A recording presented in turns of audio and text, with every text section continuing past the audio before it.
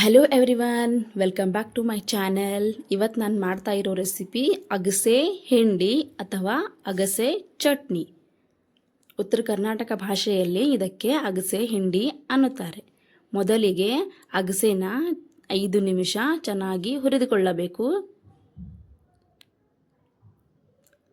ಅಗಸೆ ಹುರಿಯುವಾಗ ಗ್ಯಾಸು ಕಮ್ಮಿ ಇಟ್ಟೆ ಹುರ್ಕೊಂಡ್ರೆ ಚೆನ್ನಾಗಿ ಹುರಿಯುತ್ತೆ. ಜಾಸ್ತಿ ನಾವು ಹೈ ಫ್ಲೇಮಲ್ಲಿ ಹುರಿದ್ರೆ ಅಗಸೆ ಸೀದೋಗುತ್ತೆ.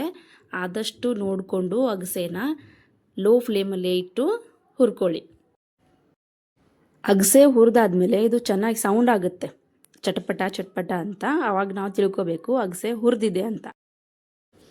5 ನಿಮಿಷ ಹುರಿದಾದ ನಂತರ ತಣ್ಣಗಾಗಕ್ಕೆ ಬಿಟ್ಬಿಡಿ. ಪೂರ್ತಿ ಸ್ವಲ್ಪ ಕೂಲ್ ಆಗಬೇಕಿದು. ಅಗಸೆ ಇವಾಗ ತಣ್ಣಗಾಗಿದೆ.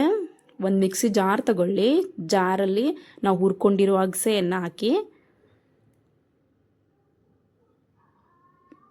ಅದಕ್ಕೆ ಕಲ್ಲುಪ್ಪು ಸೇರಿಸಿ, ಮತ್ತು ಒಂದು 10 ರಿಂದ 15 ಬೆಳ್ಳುಳ್ಳಿ ಎಸಳುಗಳು, ಅದಕ್ಕೆ ಕೆಂಪು ಖಾರದ್ದು ಪುಡಿ ಎಲ್ಲ ಹಾಕಿ ಚೆನ್ನಾಗಿ ಮಿಕ್ಸ್ ಮಾಡಿ. ಈ ಥರ ಮಿಕ್ಸ್ ಆದಮೇಲೆ ಸಣ್ಣದಾಗಿ ಪೌಡ್ರ್ ಮಾಡ್ಕೋಬೇಕು. ಇದಾಗಿದೆ ಇವಾಗ ಅಗಸೆ ಚಟ್ನಿ. ಒಂದು ಏರ್ ಟೈಟ್ ಕಂಟೈನರ್ ತಗೊಂಡು ಸ್ಟೋರ್ ಮಾಡಿ ಇಡಿ.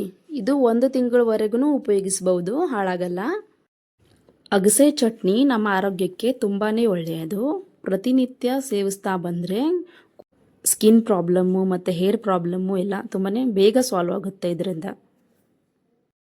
ಸೊ ಫೈನಲಿ ರೆಡಿಯಾಗಿದೆ ನಮ್ಮ ಅಗಸೆ ಚಟ್ನಿ. ರೆಸಿಪಿ ಇಷ್ಟ ಆಗಿದ್ದಲ್ಲಿ ಸಬ್ಸ್ಕ್ರೈಬ್ ಮಾಡಿ ನನ್ನ ಚಾನಲ್ಗೆ. Thank you for watching everyone.